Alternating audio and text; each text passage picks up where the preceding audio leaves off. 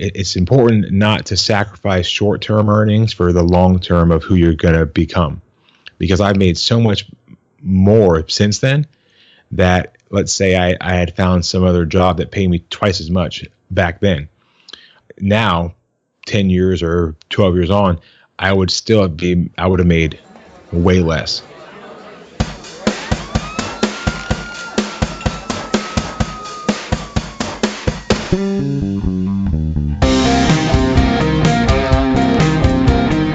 In Napoleon Hill's timeless classic, Think and Grow Rich, he defines a mastermind group as the coordination of knowledge and effort between two or more people for the attainment of a definite purpose. In this podcast, that coordination is created between you, me, and our amazing guests. Our definite purpose is achieving extraordinary results in your business and your life. I'm your host, Brad Mulvey. Welcome to the Millennial Mastermind Podcast.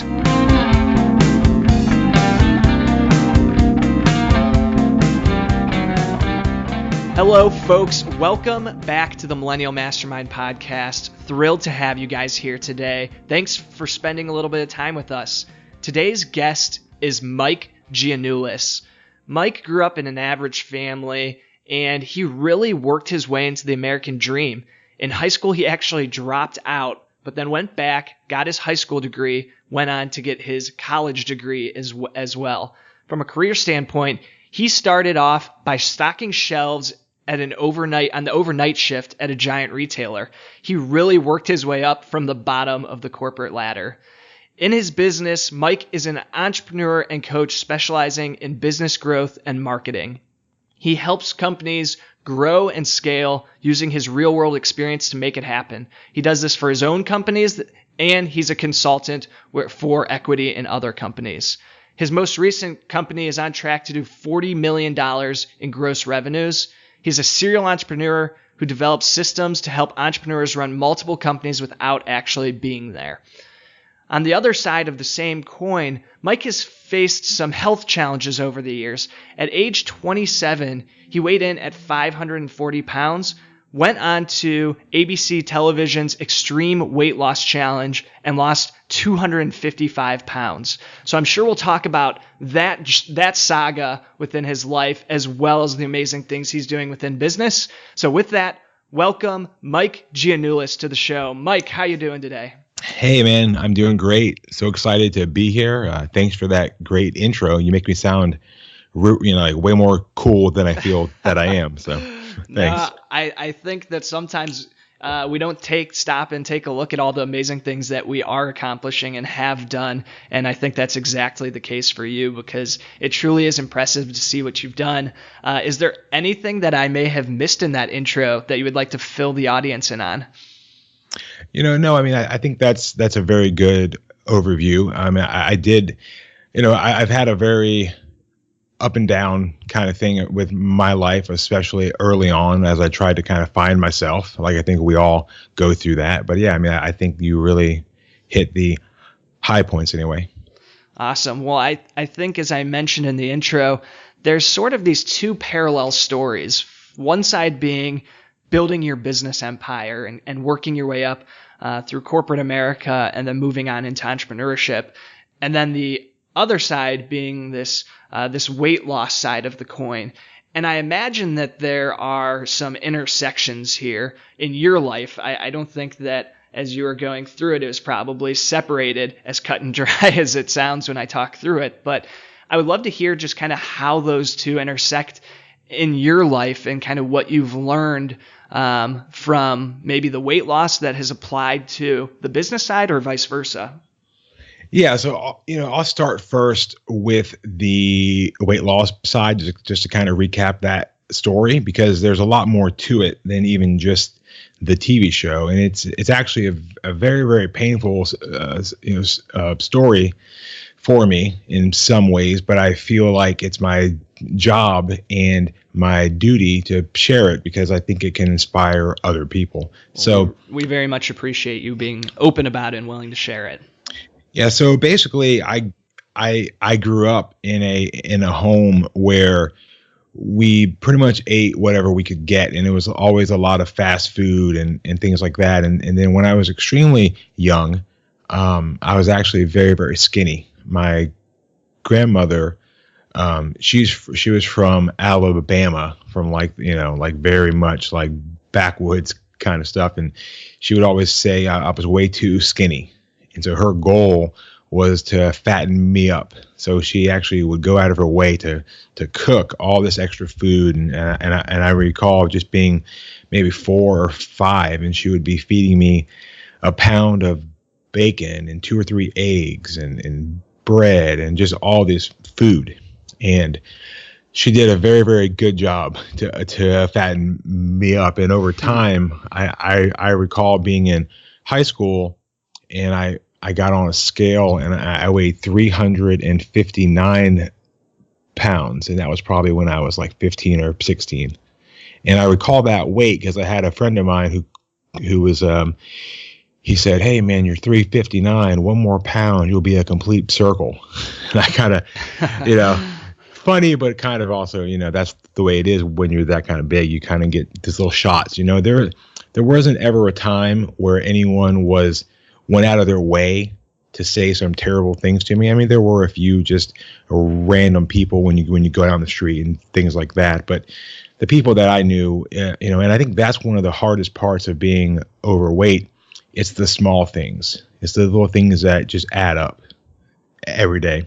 And I continued to kind of pack on the weight. I didn't really know how to, stop it. I would go and I would try all these things, and I would drop some weight. And I mean, I joke that I've probably lost well over probably at least 1,000 pounds during my life. Wow. But I would put it back, and off and on.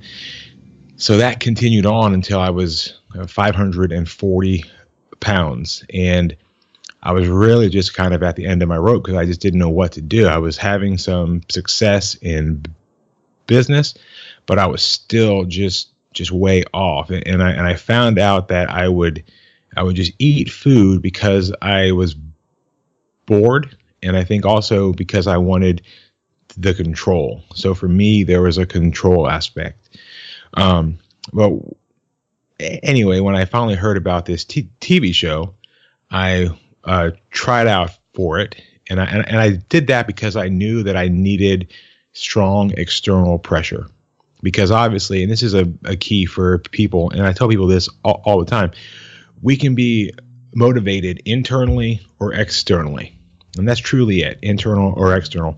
And if you're a entrepreneur type, you always are going to gravitate towards internal motivation, because in our society we view that as the correct path, right? We view that as the quote unquote moral way. But I think that's a kind of a falsehood, because at the end of the day, I think that we're judged by the result, not so much how we got the result.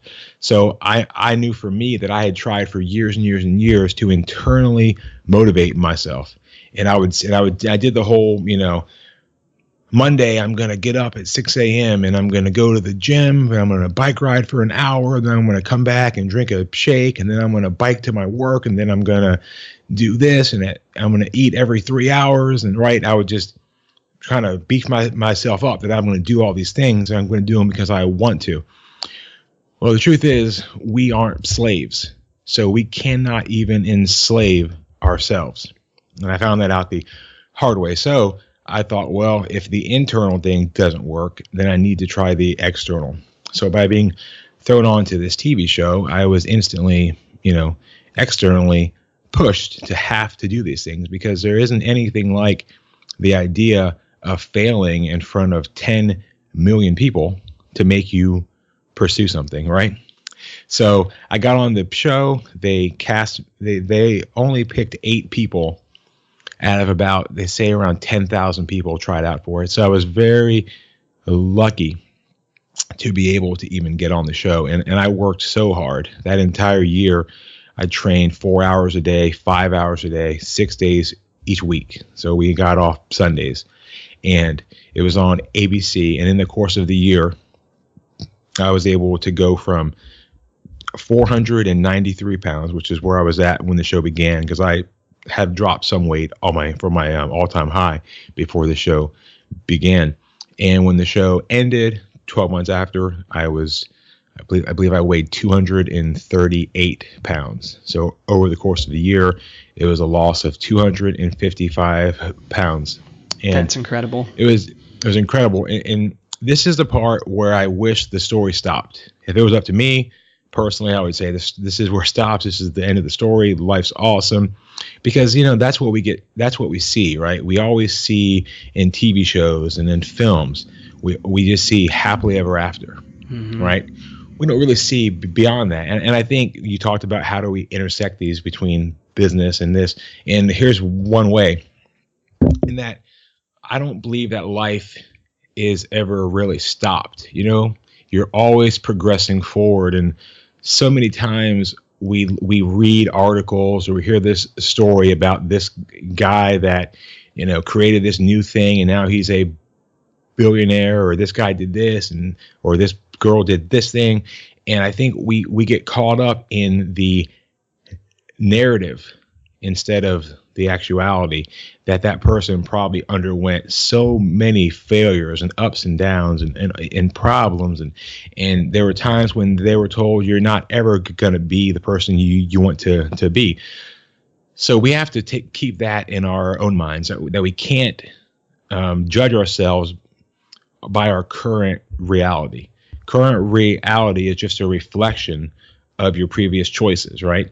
And you're constantly in a state of improvement if you're trying to improve. So you've got to just continue on. Now, I said all that to kind of build up to this. The show ended. I inspired tons of people, got tons of fans who found me, and it was crazy. The night the show aired, like my Facebook, I probably won't ever have it like that again. It was just, it was like every second or two, it would be friend requests pouring in and just people writing me, and it was crazy. And I was able to end the show. We got surgery to remove some of our excess skin, and I had about 15.5 pounds of skin removed from my stomach, which is a lot. It was actually the most that surgeon had ever done before at once, and he was specialized in skin removal for severely obese patients who had dropped the weight. So anyway, I had some issues from that, and I started putting weight back on, and then I started to feel shame and guilt and even fear, because I would go out and there'd be people that saw the TV show and they would see me again. They'd be like, "Oh, Mike, what happened, man? You got fat again." And because people at this point, I think when they see you on a show or something, they feel like they can just talk to you however they want.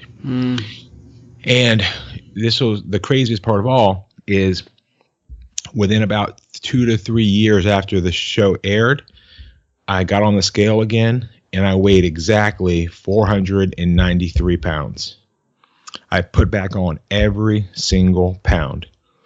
And you want to talk about just being at an all-time bottom, just being shamed. I felt like just such a failure. A lot of people, maybe they've lost 20 or 30 pounds and then they put it back on, and you kind of have that like, I don't want my friends to see me because last time they saw me, I was 20 or 30 pounds, under where I'm at right now. Well, me, I was hundreds of pounds more. And not only that, but I was on this TV show. I still had people who would email me because they had just finally seen my show.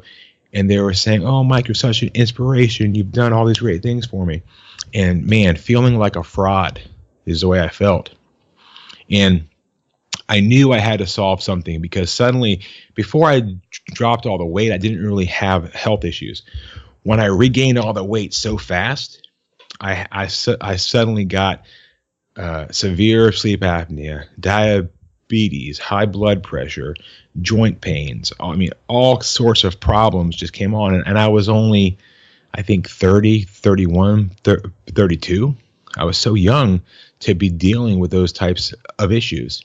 So I knew that I had to find an answer, and I wasn't really sure what that would be. So I had to start going to a doctor, and they basically tested my, it's called the BMR, which is the baseline metabolic rate. And mine was just paltry. It was about a 0.6 out of a 1.0. So the scale is 0 to 1, and mine was about a 0.6, which meant I was operating just slightly above half of what I should be. So doctors told me about a procedure called the duodenal switch, which is only kind of in very extreme cases, it's a weight loss surgery, but it's only done about 1 or 2% of the time. And I read all into it, and there was that part of me that was like, oh, well, that's cheating. That's a weight loss surgery. But there was a part of me that said, you know what? I don't care anymore. This isn't about impressing other people. This is about my health. This is about who I am. This is about the life that I want. So after kind of about a year of back and forth, I went ahead and I got the surgery. And, you still have to do a lot of stuff. I've lost weight both ways, if you would call it that, the old-fashioned way and then through surgery. And both are extremely, extremely hard. And I went from 493 pounds in about a year. I was down to around 250. And then in the next year, which is now, 205 pounds. And I work out. I go to the gym. I eat as good as I can. I can still improve there. That's probably my current area where I eat way less, but I need to start eating better foods way more often. But I'm at a point now where my body is how it's supposed to be. So I just got my updated BMR done, and now my metabolism score is a 0.96, which is crazy. I mean, 1 is like the hypothetical perfection, which you can't really reach that. But that's from being able to drop the weight, and also the surgery helps to reset that. So my experience through that was understanding that there are certain things that we need help with. So if you want to cross this over, we have an idea of the way we should do things. Like, I should do it this way, or I should do it that way. But you can't hold on to that at the expense of achieving the thing you're trying to achieve. So many times we hold on to the way it has to be. It has to be this way. And if it's not this way, then it's not going to happen. Well, that's not life. Life presents us with all sorts of options, and it's up to us to find the one that's best for us. And don't compare yourself to other people. Compare yourself only to who you once were. That's the only comparison that you should ever make, and who you want to be, who your ideal self is. And if you can compare yourself to those two people, who you used to be and who you want to be, then I think you'll make the right choices for you. Well, Mike, that's such a powerful story. So thank you for sharing that. And I should have even mentioned in the intro that when I first saw you on your website and online, I never would have guessed that at one point you weighed 540 pounds. Like, congratulations on battling back and the success that you've had at this point, to getting yourself into a healthy place so that you can continue to achieve at a high level in all areas of your life. You mentioned that part of getting yourself to where you are now was the help of others. And specifically, I want to talk about two things. One being mentorship. And I know that you had an opportunity to work with Chris Powell, and another being community. And I wanted to see if those two words, mentorship and community, kind of strike a chord with you and have played a role in your success, both with your health now and within your business. Yeah, for sure. So mentorship first, I'll start there. Chris Powell was just an awesome guy. He is legitimately the real deal. Him and his wife, Heidi, are just two of the most real great people you'll ever meet. They just believe in you. They fight for you. They'll even open up their home to people if they have to have that help. I mean, they're just I mean, honestly, I can't ever say enough about them and the kind of people that they are, and they taught me so much. And you know, when I had my spiral and regained all that weight, Chris was still there, emailing me, checking in, texting me, and I kind of shut him out at a point because I felt so bad, like I was like failing. So then it was on me. I pulled back, which I think oftentimes we do that because there's a concept that you really either change who you are or you change what you believe. You know, you can't really act against yourself. So you can't say, I don't believe in this thing, but I'm going to do this thing every day. And so for me, that was a problem. If I didn't believe that I was going to be this thin person anymore, I had to get away from the people that believed that I could be, which is very weird, but we often do that because it's, I can't think of the term right now, but we just don't want to, go against, it's hard to hold two competing beliefs. So, you know, even since then, I talk now to Chris way more often, and he just continues to inspire me with his pursuits and the things that he's been able to accomplish. It's just been incredible, and he was totally there for me. And then, you know, going back to that in the business sense, when I was 24, and this part's hard to fathom too. When I was 24, I actually still lived at home with my mom. I shared a tiny bedroom with my brother. He was, I would say he was like maybe 18. I was 24, and we were in this little tiny room, and I didn't have a vehicle of my own. I had dropped out of school.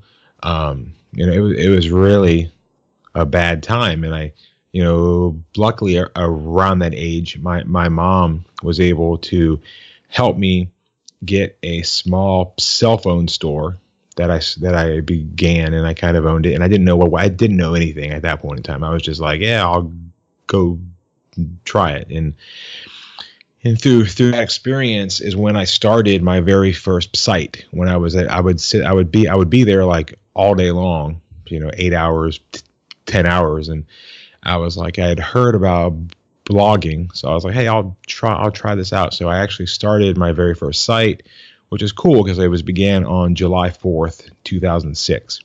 And that site, which is still up to this day, and I still actually use it, is onlyonemike.com. That's with a O-N-E, onlyonemike.com. And now I just kind of write a blog post on there, and it's neat because if you go back, you can see stuff I wrote in 2006, 7, 8, 9, 10, and some of it I'm like, wow, that's really good, and some of it I'm like, what was I thinking? When you look back on your old stuff, you're like, I didn't know anything, but I sure thought I did. I can vouch for that from the podcast. Yeah. So I actually had a person who went to my old church who read it. She actually read one of my posts, and I hadn't seen her in probably 10 years at that time. I mean, I was a kid when I last saw her.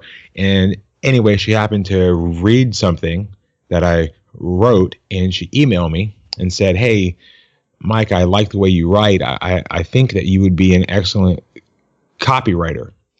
And I wrote back, hey, good to see you. Thanks so much. That's so awesome.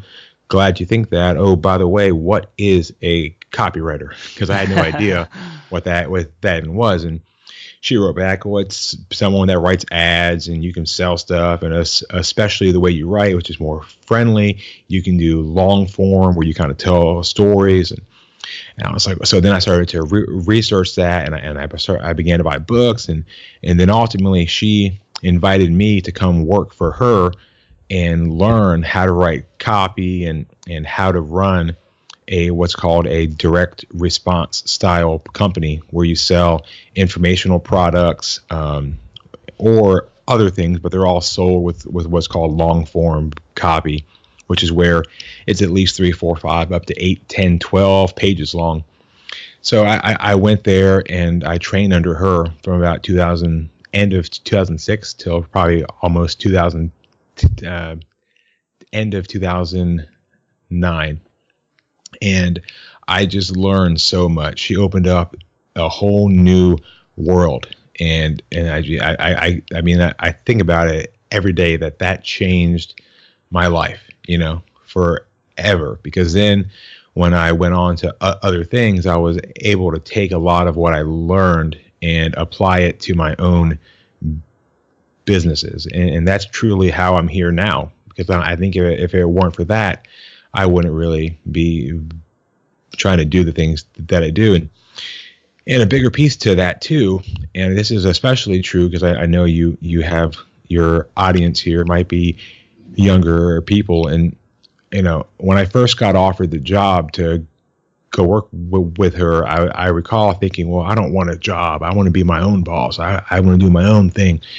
And I think that sometimes we have almost an entitled attitude in some ways that we're owed all this extra pay up front, or I should be getting paid this or that.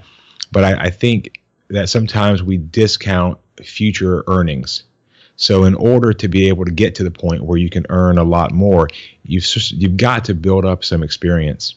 And for me, that's what that time frame was.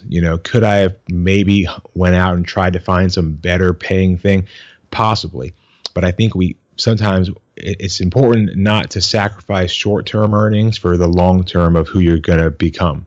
Because I've made so much more since then that, let's say I had found some other job that paid me twice as much back then. Now, 10 years or 12 years on, I would have made way less. So I just want to say, make sure that where you end up, especially when you're young, is a place where you can learn and you can really get your feet wet, So I'm all about that. And I know there's kind of a debate sometimes, like, should you work for cheaper? Should you work for free? And all this stuff. My personal opinion is if you can afford to, you should, if it provides you with experience, because that experience is truly an asset that you'll carry with you the rest of your life. Yeah, I think that experience is key, and especially the specific skills that you're able to acquire. So for you, in that example, it was copywriting skills, which is such a valuable thing to be able to do that I'm sure is carried over into all the other business aspects of your life down the road. But focusing on, and I'll use myself as an example. I did a really shitty job of this in the beginning of my career, where fortunately I picked up some skills, but it was not a conscious effort at all. For me, it was all about the pay and trying to find the next job that would, have that bigger paycheck. But now I think about it much differently of, okay, where can I pick up specific skills that when I do start my own business, which I now have, that can be applicable there and will help me in that future success. So I appreciate you highlighting that and think that's extremely important. No, that's quite good. And it's just true. I mean, you've got, it always sounds bad, but I recall my mentor at the time, she said this to me, and it's just always kind of been in my head ever since. She said, everyone pays their $5 to get in, and that's kind of what you do when you're younger, because when you're young, you have a lot more time. You don't have quite the experience. And as you get older, you have way more experience, but then time becomes harder, especially when you have a family and you got the kids and, all these things. So you kind of have to take advantage of seasons, right? Makes a lot of sense. And so then the other piece of it is, and this ties really well into this show, is this concept that you hear in the name of this show of mastermind groups. I don't call it the Millennial Mastermind because I think I'm some genius mastermind by any stretch of the imagination. It's all about this concept behind mastermind groups and building a community to drive each other forward. So have you had any experiences where community has been a piece, or even specifically if there is a mastermind group that you've been involved in or anything like that, but any community aspects that have helped you with your success, whether it's in business or on the health side? Yeah, I think community is an area where I sort of lacked. I think early on it was good because when I got my job with my mentor, I was around all kinds of people. And so I think in that way it was good. But I think because of my size and my weight, I sort of hid, so I do think back. I think I was asked the other day, like, what would I do if I could do things differently? And even though I actually like, where I'm at right now, and I think I probably wouldn't really change anything, but if I did have to change something, it would be being more involved with people earlier on. But I think because of my size and my weight, it was hard for me to travel. I didn't have a ton of energy. So I think also, being sort of depressed or just feeling bad about myself caused me to kind of pull back and not be as involved as I am now. So I think community is so important. Humans, we're tribal. We're social creatures, and we thrive when we're around others. It's a very, very unique type of person who can just be by themselves all the time. They're out there, but they're quite rare.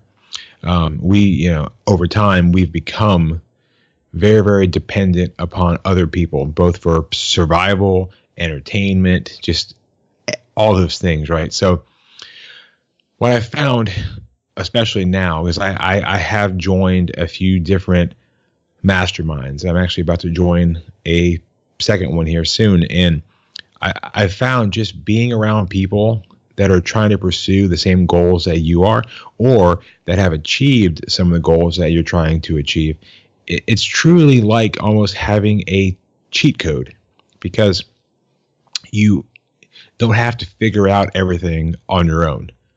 I've been able now to grow a company and scale it up, upwards to 25 million, and we're aiming for 40, but that'll probably happen in, this following year. But I've learned so much, and just someone like me, I love to share, and I love to help people. And I found that mostly the successful people that you'll meet are very open, and they want to help people. I heard someone saying the other day, like, successful people, they usually have more opportunities than they can even handle. And it's so true. I get stuff thrown at me every single day that if I had someone who was just like, will go out and just go pursue that thing, I would gladly say, hey, you try this and you tell me what happens. And I would just throw it at them, because I don't have the time for it. I can direct it and oversee it, but I don't have the time to do the everyday stuff. And it's so true. I mean, right now I'm sitting on probably 10 things that I could be involved in, but I don't have the time myself, nor do I have the people, because everyone that I have is booked up, So the whole point is, when you get around successful people, I think anyway, the majority of them want to help you. They want to guide you. I mean, I get asked by people now that are, in their 20s, and they're like, hey, Mike, can you help me with this or that? And I really try my best to. And that's why when you can go to events, especially, you'll just find great people. And I mean, I've made some really great friends. I've made partnerships with people just by going to events, and that's a big key now. And I wish I had begun that in my 20s instead of in my 30s, but that's life, right? Yeah, better to what's the old Chinese proverb? The best time to plant a tree was 20 years ago. The next best time is today. So yes, it's never too late to start doing those things. So, Mike, one last question before I let you go here. If you could give yourself a piece of advice back when you were 25 years old from anything you've learned over the past 10, 15 years, is there anything, one piece that stands out in your mind that you would give to yourself at that stage of the game? Man, it's a great question. I got to really think about that. I mean, the obvious one is kind of what I just said, which would have been get way more involved with other people, get out there, go to more events, meet other people. I think also, and this one's very personal for me, so I don't know if this really would apply to everyone else, but I would have probably gotten the surgery that I got way back then, because I learned a lot about myself through that experience, and I've learned a lot about the odds of keeping weight off when you get as big as I was. It's extremely hard without some type of outside surgery. So that for me that's more personal. But I guess if I was going to apply that to other people, it would just be take what you have to get what you want done, and of course do it ethically, but don't be afraid to pursue something even though other people tell you that's not the way that it should be. Most people that are trying to stop you, they're coming from one of two places. Either one, and I guess truthfully it's fear at the end of the day, but they love you so much they're afraid of seeing you get hurt. I mean, I went through that with my surgery. A lot of my family was like, don't do it. Those are so dangerous. You'll die in there, and that was a fear-based thing, right? But then you also have people who actually are driven by jealousy or envy or these kind of things. But again, at the end of the day, it's fear for them too, because they're afraid that you're changing and they aren't. And that's going to affect how they view themselves. Because if you conquer this thing and they don't, then seeing you is a daily reminder that they weren't good enough. And that's not true, but that's how their mind will perceive it. So you're surrounded by people, good and bad people, who ultimately, even though they have different reasons, are still trying to stop you, right? So, I would tell myself back then, don't let other people hold you down. Don't let them prevent you from doing what you want to do, and just pursue the goals you have, and just do it. Do whatever it takes to find the success you're trying to find. Amen, brother. So if anybody's listening to this show and they want to learn more about you, Mike, are there any projects you're working on or anywhere you'd point them online to find out more about you or any of the things that you're up to? Yeah, so basically I have written a book. It's not a big book. It's about maybe 40 or so pages, but the book is called How to Obliterate the Blank Page.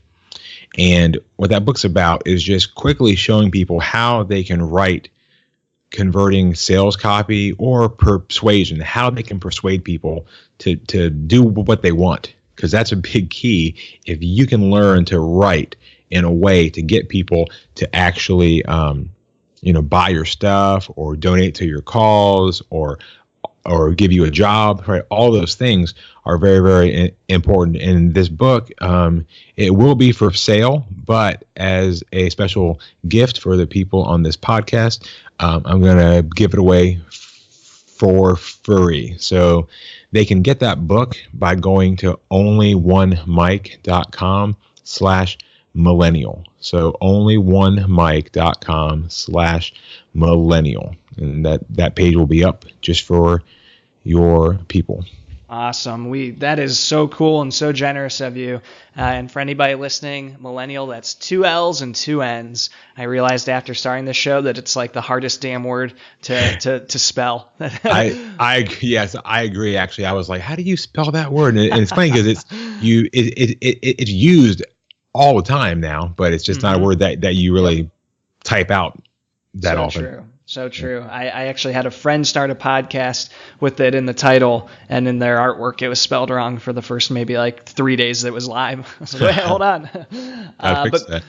Mike, thanks so much. We'll have all of that linked up in the show notes, and I just want to say truthfully, this has been such an eye-opening interview, and it's been so cool for you to come on here and be as open and transparent as you have been. I think it's extremely powerful that you're sharing your story and some of the challenges that you faced, and it's inspiring to see you come out the other side healthier than ever, wealthier than ever, and just doing great. So thank you so much for your time. We really appreciate having you here on the show. Thank you so much. It was an honor to be here.